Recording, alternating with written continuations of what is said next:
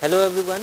In this topic we will do another chapter of risk management, that is portfolio risk, and under portfolio risk we will be covering analytical methods. So I will be giving you a notes. So this will be the complete picture. In this way you need to prepare your notes, and I will give you in brief for each and every topic so that you will understand in detail. And why I have prepared this kind of summary chart is because this is the topic in which student got confused. Means in exam they ask for marginal VAR and student compute incremental VAR. Means what will happen in the question student asked about the marginal VAR, but student is confused that what is marginal VAR, but there are answer given 4. Okay, so out of the 4 one is the right answer, suppose marginal VAR, but by mistake student compute incremental VAR and he see that the answer is given in the option, so he take it confidently. So that's why I have prepared this chart so that you won't be confused, and it will take only 10 minutes to revise the whole chapter. Okay, so let's start now. So let's start.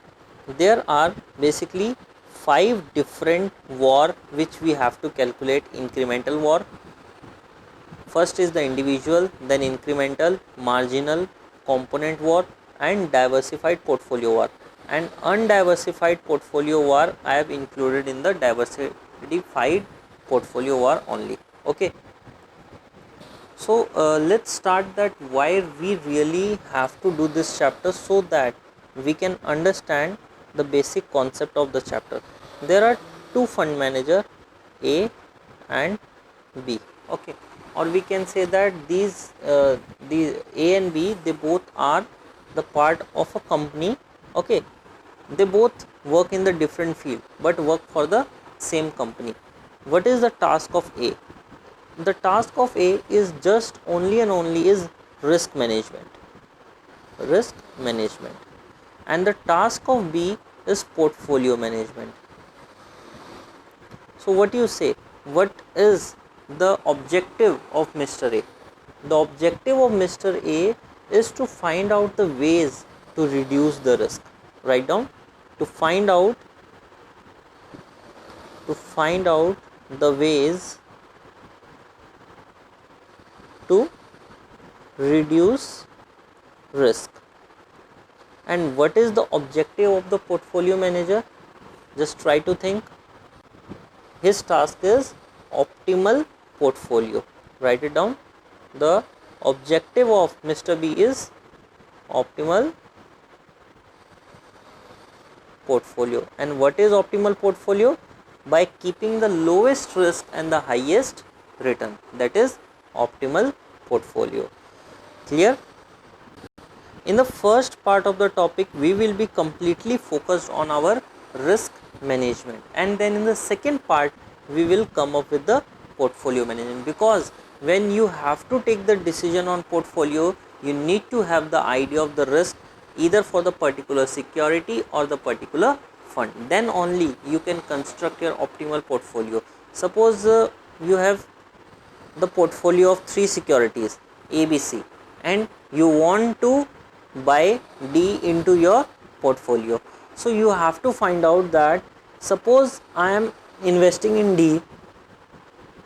So after including D into my portfolio, whether the risk of my portfolio will increase or whether the risk of my portfolio will decrease. I have to see that. If after increasing D my risk is increasing, I have to think twice before adding into my portfolio. But if risk is decreasing, I can happily include it into my portfolio. But again I have to see that if by selling A, B and C I am investing $10 into this. Suppose I have only $50 in my pocket and these $50 already invested, 20 here, 20 here and 10, but now I want to buy D. So I have to take the decision that yes, okay, I will sell $10 of A and I will invest that amount to D, and my risk of my portfolio is decreasing. Okay, but whether my return is also affecting or not, whether it is also decreasing, by how much. So we need to see the trade-off, whether this will decrease the risk.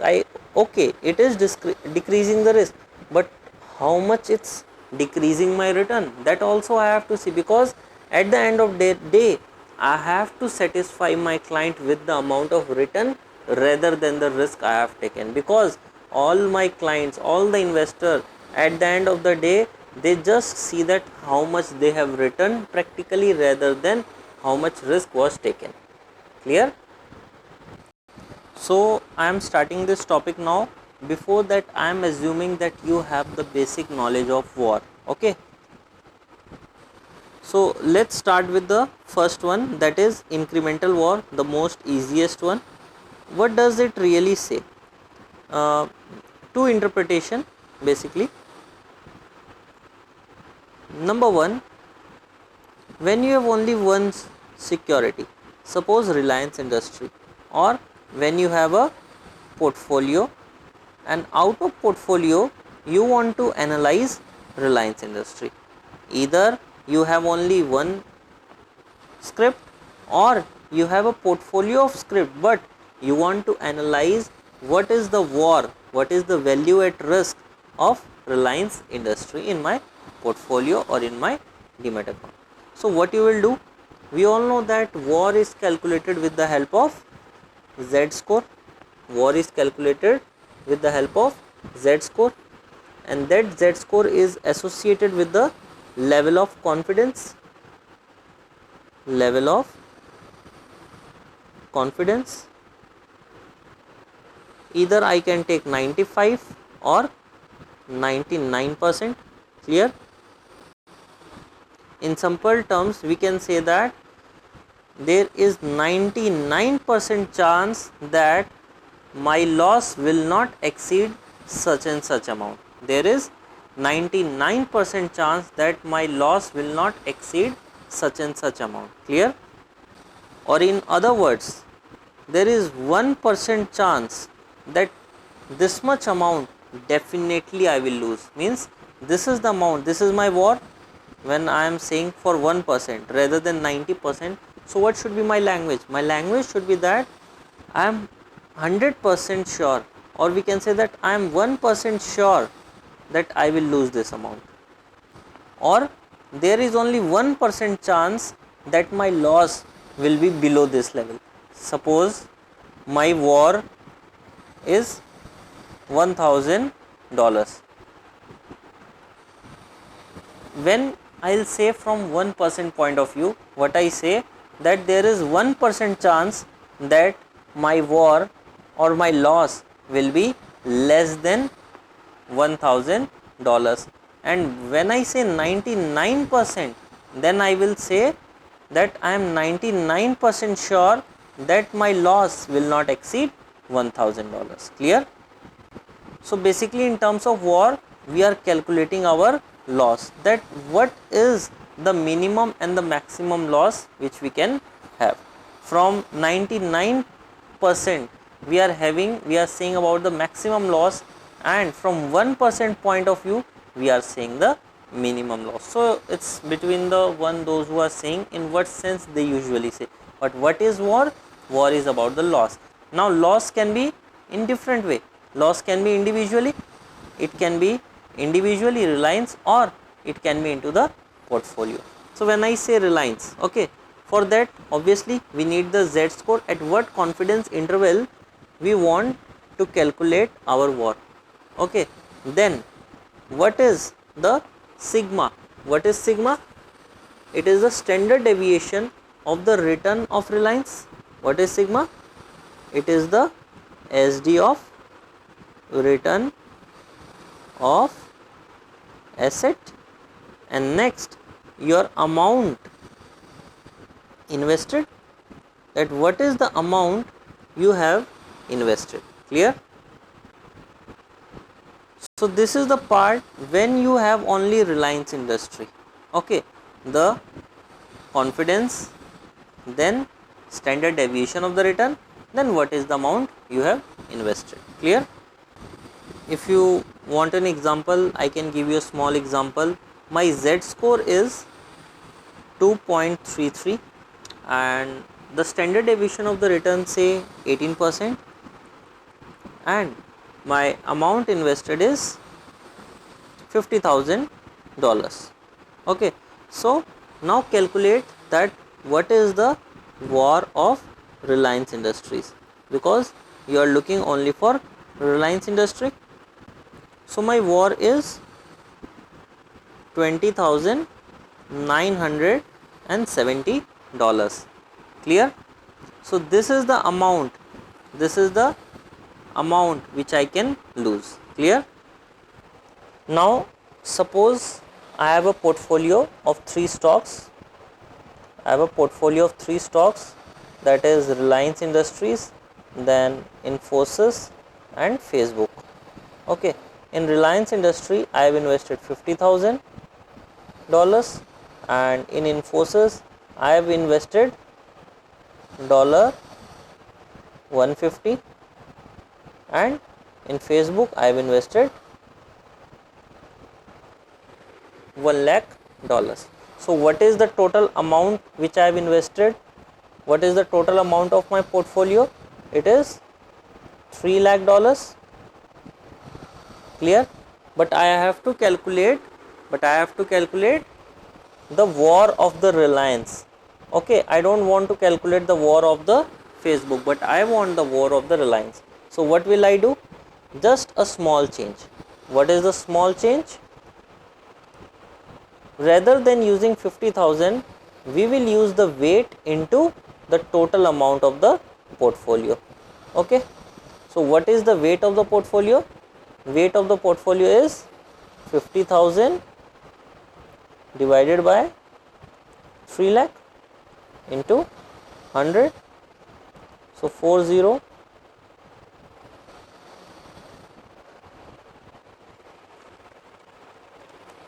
It is 16.66%. 16.66%. So now we can calculate the VAR of an individual stock in a portfolio. Clear? So the thing is that your answer will remain same, because when you will solve this part you will get 50,000 only.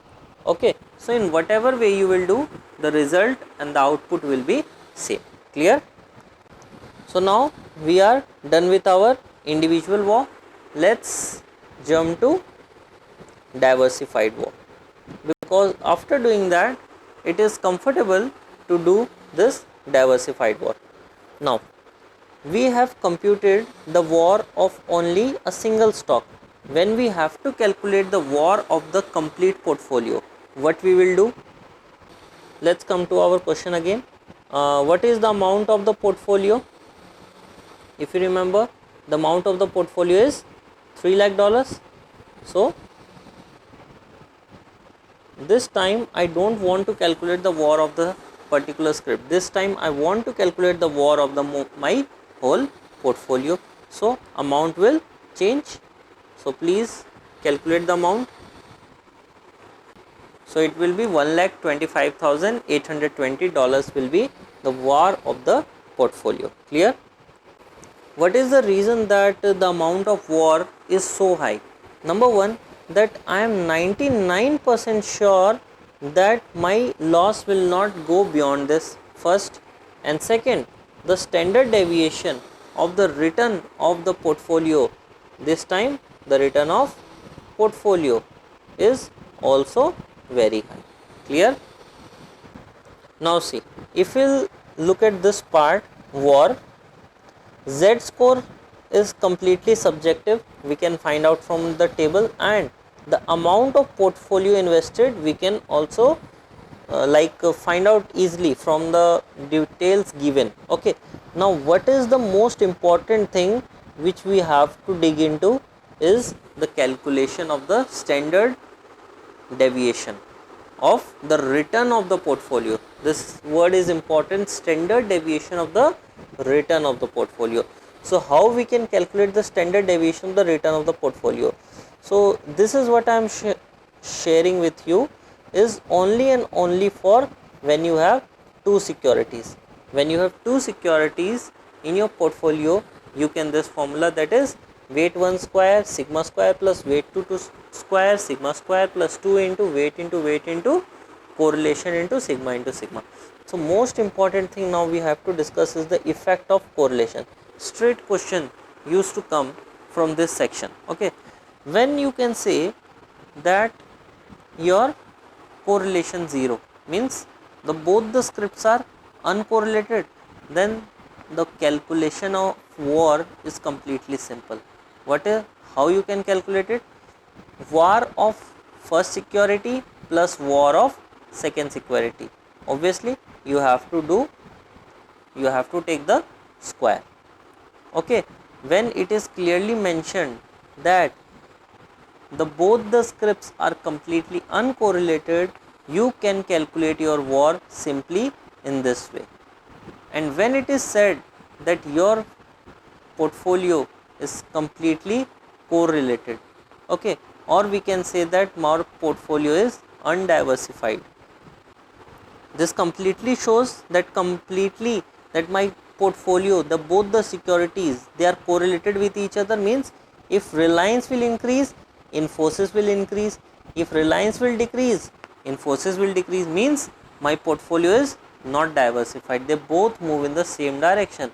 Then you will not get the benefit of VAR. So your risk will be higher in this case. In this case your VAR will be lower, and in this case your VAR will be higher. Why higher?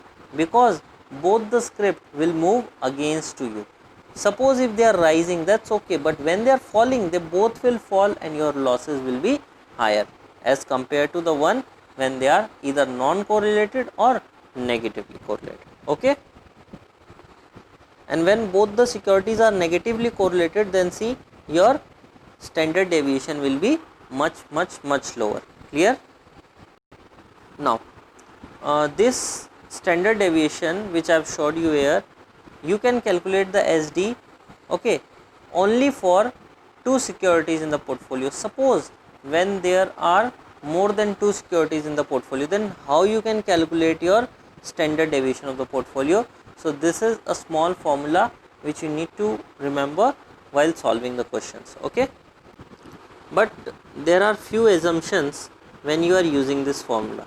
What are the assumptions? First, see, I am dividing the standard deviation with 1. Suppose there are 5 security and the total standard deviation is 10.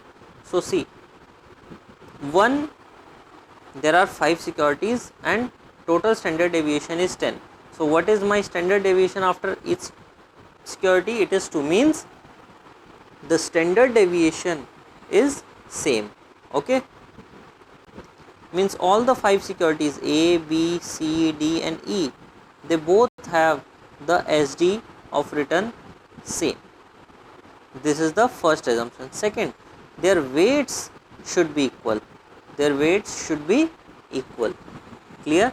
And the correlation between AB, the correlation between BC, the correlation between AC, correlation between CE, correlation between DE, all the correlation need to be same. So these are the 3 assumption. So you need to remember, number 1, the weights are same, number 2, correlation is same, and number 3, standard deviation is same. And only these 3 things are used. See, SD, number and correlation. So all these 3 things will be same. With number you can remember the weights. Clear? Let's try with some small example related to this. Okay, write down. We have 5 positions, you must write it down. We have 5 positions of 2000, or rather than taking 2000, take it $2 million. Okay, $2 million each, means each of the 5 positions are of 2 millions. Okay, and standard deviation, we need standard deviation, that is it is 30% for each position. So our one of the assumptions satisfied. that is standard deviation, and another assumption satisfied, that is all are equal weights. Now our third assumption, that is the correlation between each pair should be same. So our correlation between each pair is 0.2 and Z score given is 2.33. We have to calculate the VAR. Okay, so how to calculate the VAR? We know that Z into standard deviation into portfolio amount.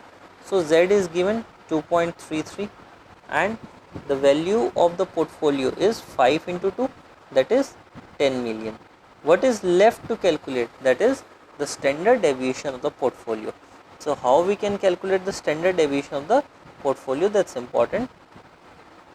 Standard deviation is 30%, 30% root over 1 by n, means 1 by 5 plus 1 minus 1 by n bracket close, and then our correlation. Now after solving this, we will get the standard deviation of the portfolio as 18%. Standard deviation of the portfolio is 18%. Clear? So here we will use 18%, and what will be my VAR?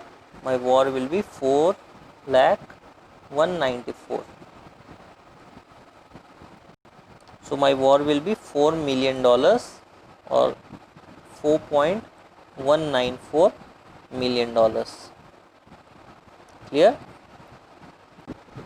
So this is the amount which I have invested in the portfolio, and there are chances that I will lose this much amount. Obviously this is the maximum limit as per my confidence level. Clear? Got it? Let's take one more question.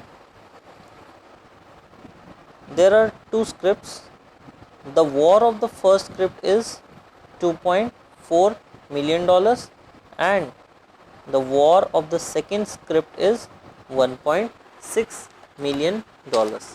Now calculate the VAR of the portfolio provided they are uncorrelated.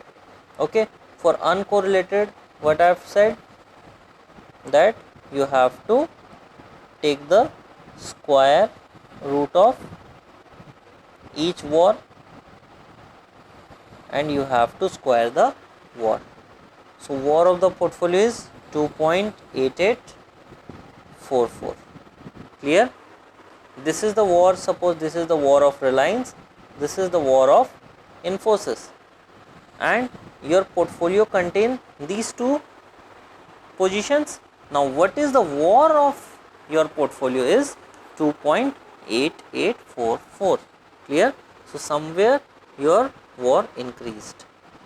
So this is the situation when your script are uncorrelated. Suppose your script are correlated, then what will be the VAR?